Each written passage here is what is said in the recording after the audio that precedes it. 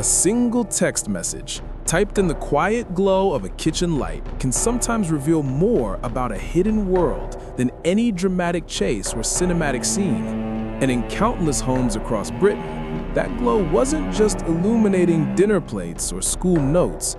It was lighting up the secret nerve centers of Class A drug lines, quietly being run by women no one ever suspected. Their faces blended into the everyday rhythm of neighborhood life. Yet behind closed doors, they were steering decisions, organizing schedules, and keeping illicit empires alive while the supposed main players sat in prison. This is the unseen layer of the story, the part that rarely makes headlines but shapes everything that follows. Across cities like Manchester, Liverpool, Birmingham, and London, the underworld structure was shifting in ways even police hadn't anticipated. What looked like ordinary domestic life, laundry baskets, school uniforms, half-finished cups of tea, was sometimes the cover that allowed operations to continue without drawing attention. When a partner or boyfriend went to prison, many people thought the line would collapse. But instead, something unexpected happened. Women stepped in. Not with bravado or cinematic flair, but with a kind of steady practicality. They knew the routines, understood the contacts, and often had been silent observers long before the system pushed them into action. Their role wasn't loud. It wasn't dramatic. It was logistical. Messages went out quietly, schedules were maintained, and instructions from the inside were translated into the outside world with careful precision. A living room table could become a coordination desk. A phone hidden in a drawer could become the link between customers and suppliers. And because these women blended so seamlessly into everyday life, the system around them rarely took notice. Neighbors assumed they were just juggling childcare, errands, or late-night chores. Delivery drivers came and went without suspicion. Even routine knocks at the door felt normal. Everything appeared ordinary, and that ordinariness became their greatest shield. Many weren't intentionally seeking power. They were navigating pressure, loyalty, or circumstances that boxed them in. Some were told it was temporary, just until their partner was released. Others felt they had no real choice because the financial support they depended on was tied to keeping the line active. In many situations, the emotional weight of relationships blurred the boundaries between helping a loved one and stepping into something far more serious. The criminal world didn't always pull people in with glamour. Sometimes it crept in slowly, through dependence, attachment, or responsibility. Inside these homes, decisions were shaped by routine realities, school runs, grocery lists, family obligations. Yet woven into these everyday tasks were coded messages or organized pickups that kept the line functioning. A phone charged in the corner wasn't just a device. It was the lifeline of an operation. A notebook tucked between recipe books might quietly hold names, numbers, and reminders, disguised as harmless lists. And through all of this, the women involved learned to maintain a calm, almost rhythmic normality. They lived double lives without ever announcing it, carrying out regular domestic duties while simultaneously running a system designed to stay hidden. For law enforcement, this created a kind of puzzle. Traditional surveillance and intelligence relied on patterns that typically centered around men in the trade. But when operations shifted to family homes run by people who weren't on the official radar, the signs became harder to detect.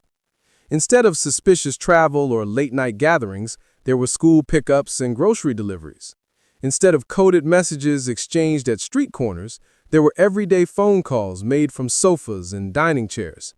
Everything looked ordinary until investigators began noticing the subtle inconsistencies, frequent communication with incarcerated partners, or unexplained financial stability, or unexplained phone activity during certain hours. Police eventually realized the quiet backbone of many drug lines wasn't the person behind bars, but the person answering the phone at home. It reshaped the way cases were investigated. Officers began analyzing domestic environments more carefully, mapping communication patterns, and understanding how emotional ties could play a significant role in keeping operations alive. This wasn't the stereotypical image of organized crime. It was layered, quiet, and built on relationships rather than flamboyant power. The women involved rarely portrayed themselves as leaders. Many saw their involvement as an extension of family duty or emotional loyalty. The pressure to hold everything together while a partner was imprisoned created a complex moral and personal landscape. Some believed that running the line would protect their home or ensure financial stability. Others were guided by promises, reassurances, or manipulative dependence that blurred their own judgment. The criminal world doesn't always operate through coercion or threat. Sometimes it works through expectation, obligation, and emotional entanglement. In the background of all this, communities remained unaware. A mother taking her child to school wasn't perceived as someone managing high-risk communications. A young woman doing household chores didn't appear to be coordinating a supply chain. These illusions of normality protected operations, not because the women intended to deceive in grand ways, but because their daily routines naturally disguised everything. It was a kind of invisibility created not through secrecy alone, but through familiarity. People don't question what looks ordinary. The story becomes even more layered when looking at how some women eventually felt trapped by the very system they entered. What began as temporary assistance sometimes turned into long-term involvement.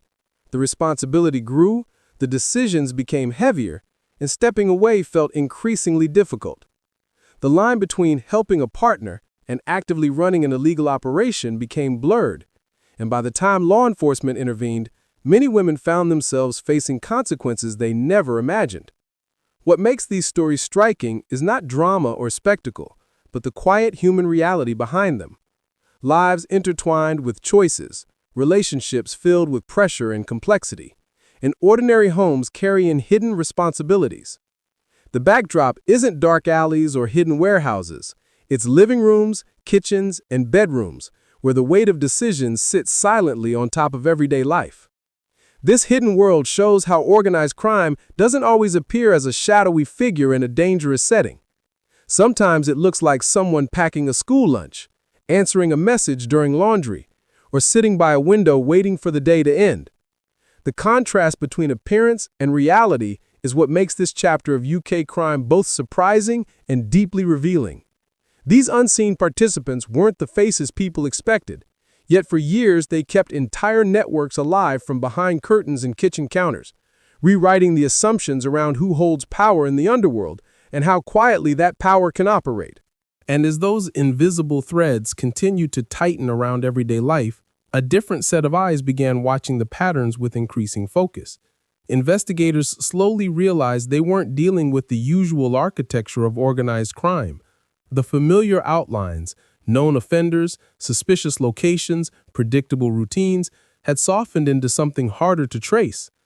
The operations were now shaped by domestic rhythms rather than stereotypical criminal behavior, and that shift forced law enforcement into a more patient, almost observational approach. They had to study not just actions, but subtleties, phone habits, household finances, brief moments of quiet coordination hidden inside normal family schedules. Officers accustomed to looking for dramatic markers had to rethink their strategy. There were no late-night meetings in alleyways, no flashy behavior that drew attention, no obvious hierarchy visible from the outside.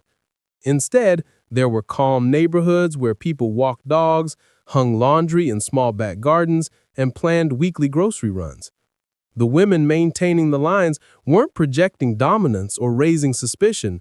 Most looked like they were simply managing busy lives, and this everyday normalcy created one of the biggest challenges for investigators. Rather than bursts of chaotic activity, there were steady patterns that blended with ordinary responsibilities. Phone records didn't show dramatic spikes at unusual hours. They showed consistent communication woven into the daytime routine. Messages were exchanged with the same measured calm used for setting appointments or coordinating school pickups.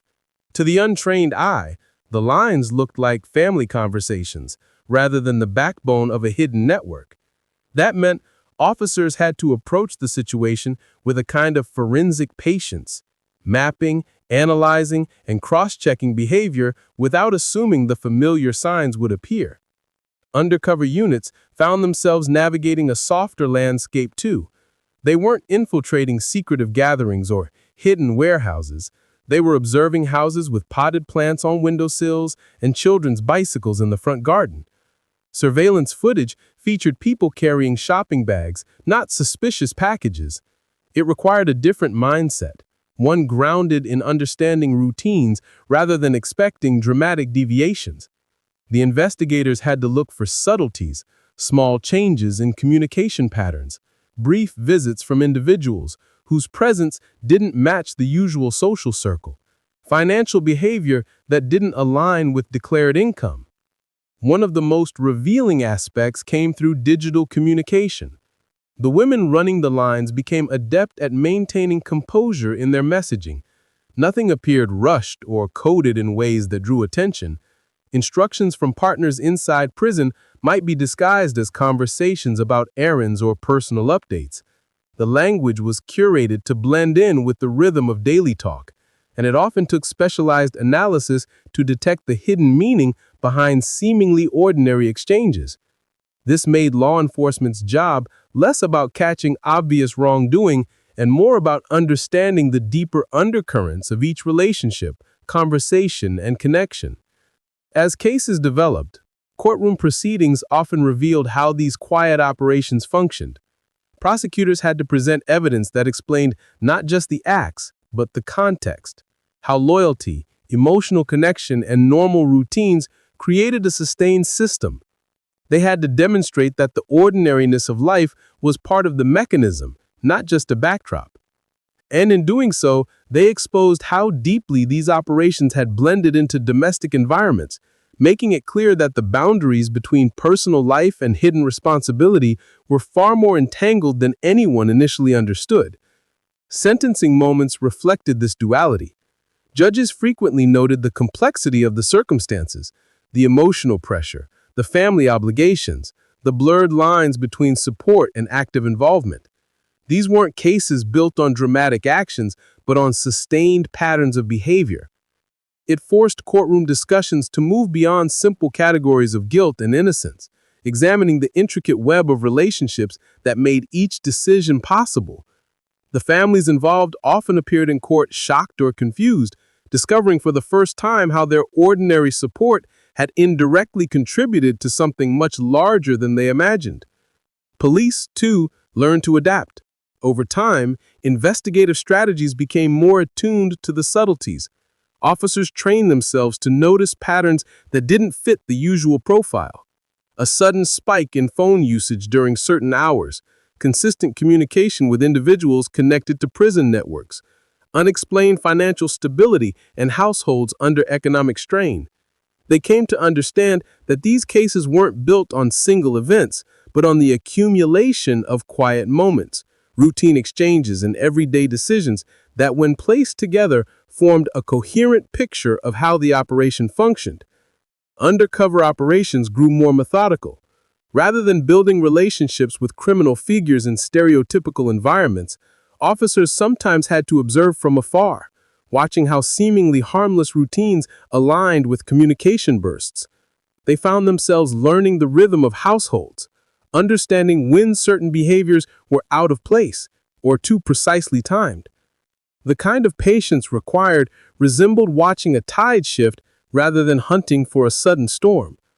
The work demanded long hours of quiet study, reviewing data, mapping patterns, and tying together small details that individually meant nothing but collectively revealed the hidden structure. When arrests did take place, the impact rippled through entire households. Many relatives were stunned to learn that the stability they helped support had been masking an unseen burden. Some felt betrayed. Others felt a complicated mixture of sympathy and confusion. The women at the center often stood at the crossroads of those emotions, knowing that the truth had finally surfaced, but also carrying the weight of the consequences for the people they cared about. Their double life, maintained with such careful balance, came undone not through a dramatic mistake, but through the slow accumulation of patterns police had finally pieced together. Yet, even as the legal consequences unfolded, the broader story revealed something deeper about organized crime in Britain: its evolution. It had flowed into places people didn't expect, Homes, family structures, relationships defined by trust rather than criminal intent. The traditional image of intimidating figures running elaborate operations was replaced by something quieter but equally intricate. It showed how organized crime could adapt, slipping into the fabric of everyday life and making use of the structures already in place: family ties, emotional connections, and domestic routines. The quiet intensity of these investigations reshaped how law enforcement viewed hidden networks, prompting them to consider not just who held official power, but who maintained the unseen threads that kept operations alive. And as the last chapter of these cases played out, it became clear that the true story wasn't about dramatic raids or sudden revelations. It was about the steady, patient uncovering of lives that looked ordinary on the surface, while carrying hidden layers underneath. Lives held together by duty, loyalty, pressure, and choices that had grown heavier over time, until they were finally brought into the light. Their stories fold directly into the next layer, where the world inside those homes stretched outward, linking partners, siblings, and even extended relatives into a network that didn't look like a criminal organization from the outside, yet functioned like one beneath the ordinary routines of daily life. The walls of one household were rarely the end of the story. They were more like the first thread in a wider tapestry, pulled tight by expectations, family roles, and the quiet pressure of keeping everything from falling apart. When a woman stepped into managing a line, she rarely carried that weight alone for long. Daily life demanded assistance: someone to watch the children, someone to run errands, someone to help with tasks that had nothing to do with the illegal side of things, but inevitably became connected to it. A sister offering to babysit after school wasn't aware she was creating the space needed for certain responsibilities to continue. A cousin who dropped off groceries might unknowingly be supporting a schedule that had to stay uninterrupted. These small acts of family support, innocent in intention, sometimes became silent pieces of a larger operational puzzle. The network widened not because people intentionally joined it, but because family structures in Britain, interlinked, supportive, and often tightly knit, made it easy for responsibilities to spill over into shared routines.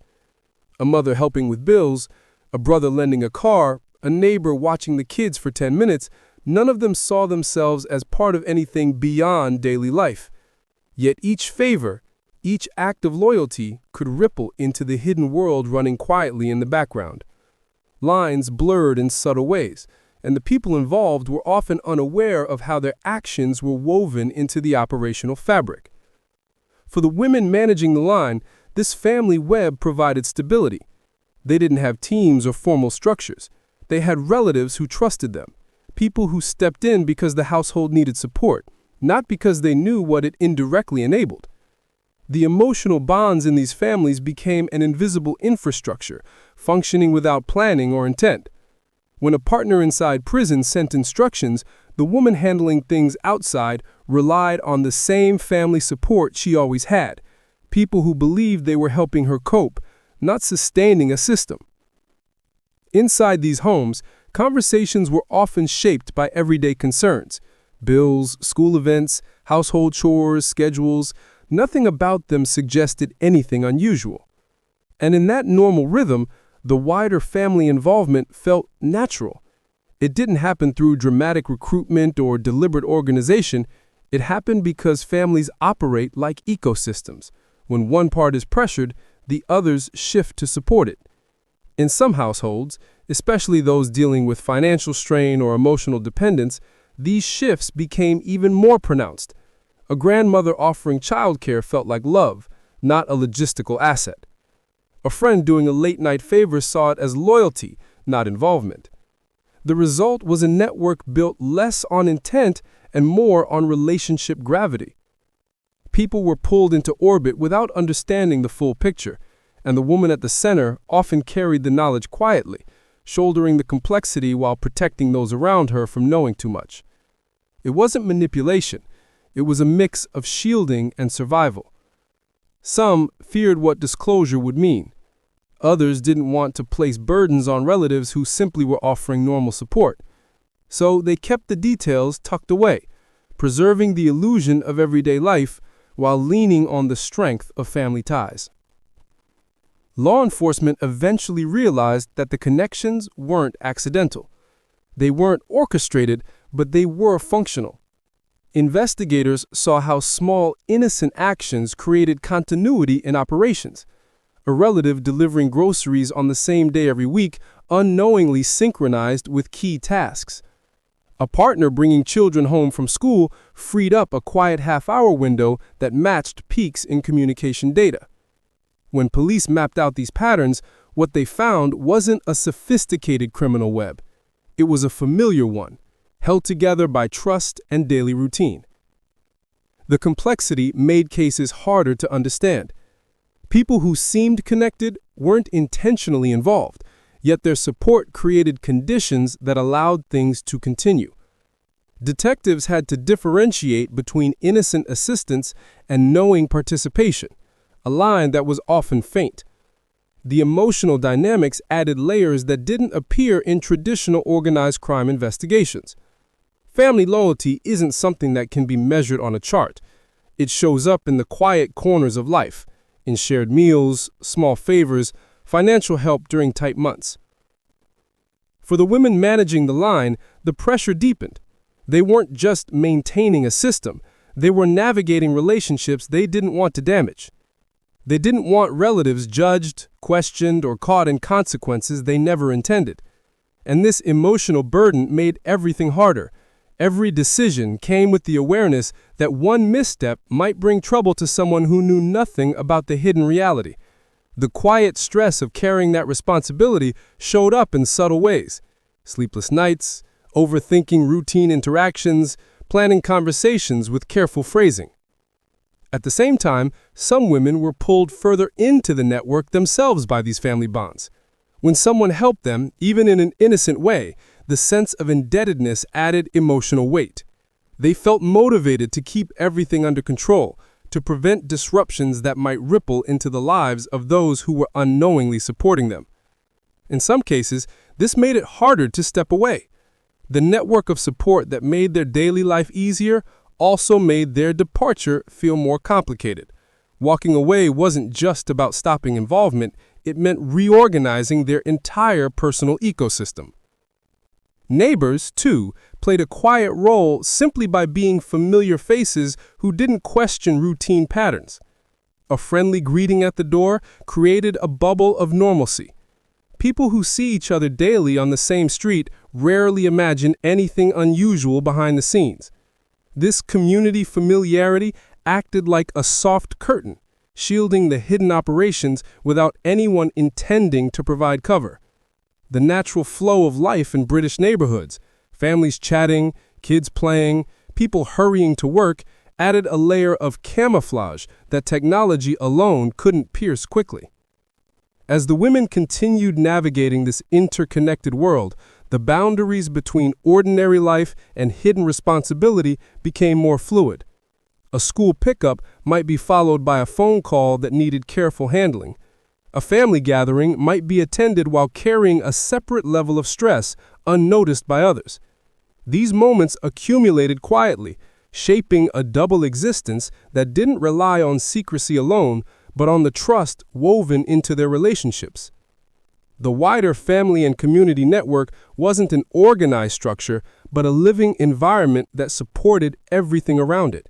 The women involved understood this deeply.